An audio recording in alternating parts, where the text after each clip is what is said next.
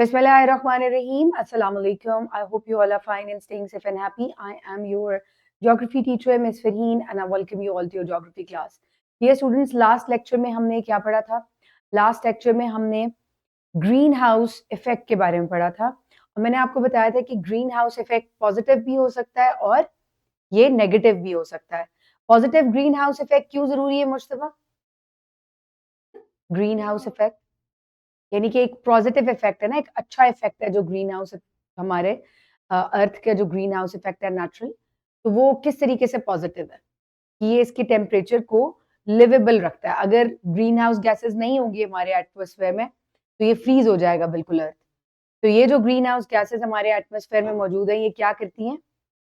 ये हमारे प्लैनेट को लिवेबल बनाती हैं. लेकिन ह्यूमन बींग्स क्या करें?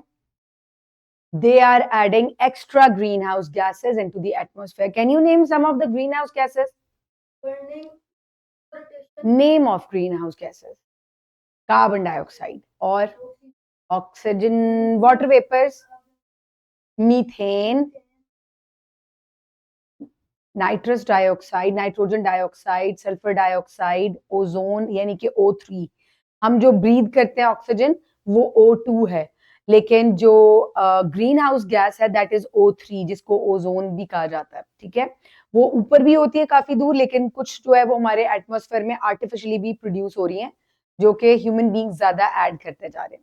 तो ये तमाम गैसें जब एक्स्ट्रा हो जाती हैं तो क्या करती है, ये बहुत ज्यादा हीट को एब्जॉर्ब कर लेती हैं. अब ये एक्स्ट्रा किन वजह से होती है? बर्निंग ऑफ फॉसिल फ्यूल की वजह से, राइट? जब आप क्या करते हैं, बहुत ज्यादा तेल जलाते हैं, कोयला जलाते हैं, गैस जलाते हैं, तो इससे क्या होता है, गैसेस जो है वो रिलीज होती हैं. उसके बाद डिफॉरेस्टेशन, क्योंकि कार्बन डाइऑक्साइड जो है जब आप इसको रिलीज करते हैं हवा में तो दरख्त जो है वो इसको एब्जॉर्ब कर लेते हैं. जब आप इन दरख्तों को काट देंगे तो कार्बन डाइऑक्साइड एब्जॉर्ब नहीं होगी, वो फिर से ज्यादा हो जाएगी. Second thing, industrial processes. बहुत सारी हार्मफुल गैसेस जो हैं वो इंडस्ट्री से भी आप जब देखते हैं कि वहां से पोल्यूशन या धुआं बाहर निकलता है उसमें से भी निकलती है, राइट? उसके बाद एग्रीकल्चर.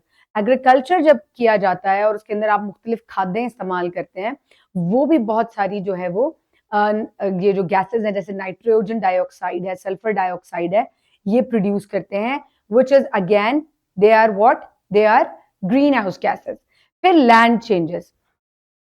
लैंड चेंज क्या होता है, किस तरीके से लैंड चेंज है और ये ग्रीन हाउस का या जमीन को गर्म करने का बाइस बन सकता है? आप देखें, जब जमीन कच्ची होती है ना, तो वो क्या करती है, वो ठंडी भी होती है मिट्टी जो है, लेकिन उसी की जगह अगर आप पत्थर लगा दें तो पत्थर कैसा होता है, रोड्स जो होती हैं कितनी गर्म होती हैं वो रोड्स, आप अगर उनको हाथ लगाएं तो जल रही होती हैं. उसके निस्बत साथ ही जो मिट्टी वाली एरिया होता है, मिट्टी कैसी होती है, ठंडी होती है. आजकल क्या हो रही है, रोड्स और जो पक्की जगहें हैं वो ज्यादा की जा रही हैं, जिसकी वजह से क्या हो जाता है, गर्मी बढ़ जाती है, लैंड जो है इट हीट्स अप मोर. उसके अलावा आप यहाँ पर अगर ये ग्राफ देखें तो ये आपको लैंडफिल्स और वेस्ट ट्रीटमेंट प्रोसेसेस के बारे में बता रहा है. लैंडफिल्स या वेस्ट ट्रीटमेंट क्या होता है, जब हम कूड़ा वगैरह जितना भी प्रोड्यूस होता है, चाहे वो इंडस्ट्री से हो चाहे आपके घरों से हो, जब उसको ट्रीट किया जाता है या उसको जलाया जाता है या उसको रिसाइकल किया जाता है, उसमें से भी बहुत सारी हार्मफुल गैसेस निकलती हैं. ऑल्दो आप रिसाइकलिंग कर रहे हैं, आप उसका ट्रीटमेंट कर रहे हैं, लेकिन उस ट्रीटमेंट के दौरान भी, उस वेस्ट के ट्रीटमेंट के दौरान भी बहुत सारी हार्मफुल गैसेस जो है वो एटमॉस्फेयर में रिलीज होती है. और फिर इससे क्या होता है, सबसे पहले आपके दुनिया का टेम्परेचर हाई हो जाता है. सेकेंड, जब ये टेम्परेचर हाई होगा तो क्या होगा, एक्सट्रीम वेदर होगा. एक्सट्रीम वेदर कैसे हो रहा है, जैसे आपको आजकल फ्लड्स देखने को मिल रहे हैं, बेतहाशा बारिशें. ये जब बारिशें इतनी ज्यादा हो जाती हैं और ग्लेशियर मेल्ट्स होते हैं तो फिर क्या होता है, दरियाओं में पानी ज्यादा हो जाता है और ये फ्लडिंग कॉज करते हैं. इसी तरीके से साइक्लोन. नहीं, सितंबर में तो सर्दियां नहीं आती, मिड नवंबर के बाद जाके आपको जो है वो टेम्परेचर चेंज जो है वो नजर आता है. अक्टूबर जो है वो थोड़ा प्लेजेंट हो जाता है.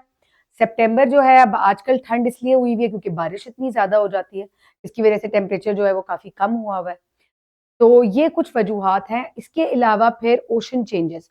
ओशन चेंजेस क्या हैं, जाहिर है जब आइस मेल्ट होगी तो सारा पानी अल्टीमेटली कहाँ जाता है, दरियाओं का पानी भी, बर्फ का पानी भी सब ओशंस में जाता है, और फिर ओशंस में क्या हो जाता है, लेवल पानी का इंक्रीज होता जा रहा है। जब ये लेवल इंक्रीज होगा तो जितने भी ओशन के करीब एरियाज हैं वो फ्लडिंग में आ जाएंगे।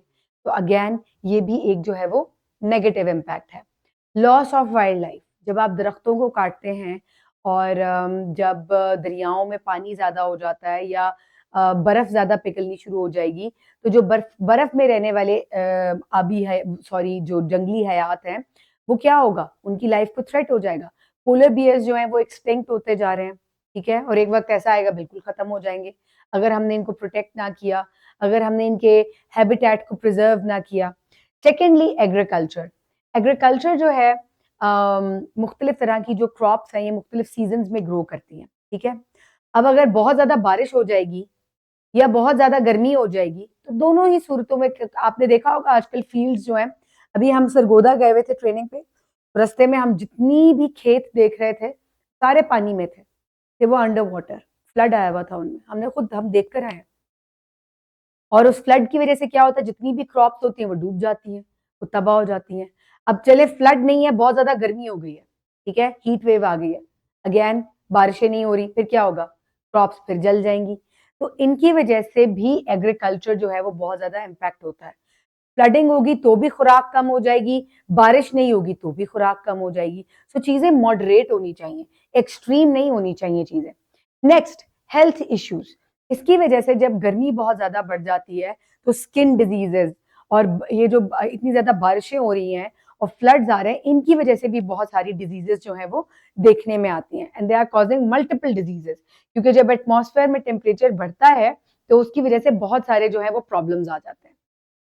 और ये तमाम चीजें जो हैं ये इंटरकनेक्टेड हैं। ये आपके वेदर के साथ, जब आप वेदर को एक्सट्रीम कर रहे हैं, जब आप ग्रीन हाउस गैसेस रिलीज कर रहे हैं, ह्यूमन एक्टिविटीज ज्यादा हो रही हैं, अल्टीमेटली ये तमाम चीजें जो हमने अभी पढ़ी हैं ये एक दूसरे से जुड़ी नहीं है।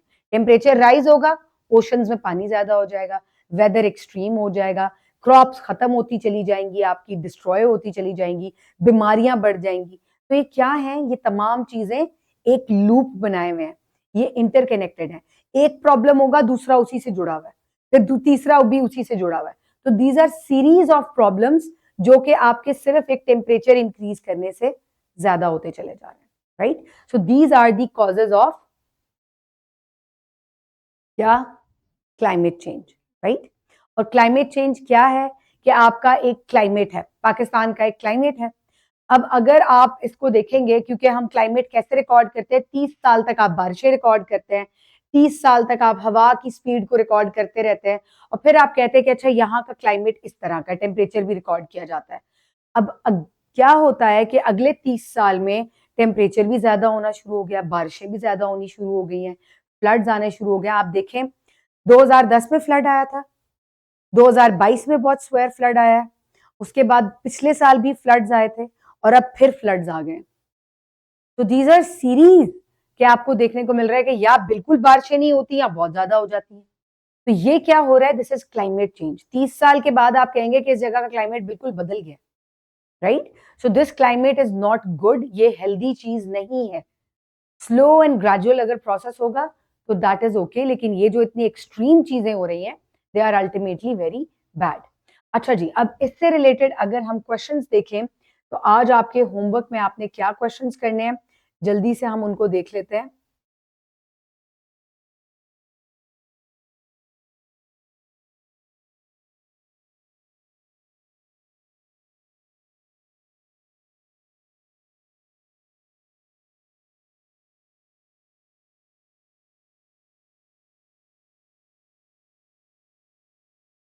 अच्छा जी, आज आपका क्वेश्चन है जो आपने करना है, what is meant by global warming.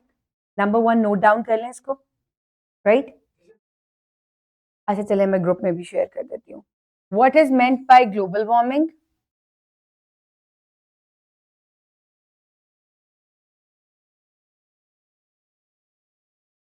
Right the causes and effects of global warming, ठीक है।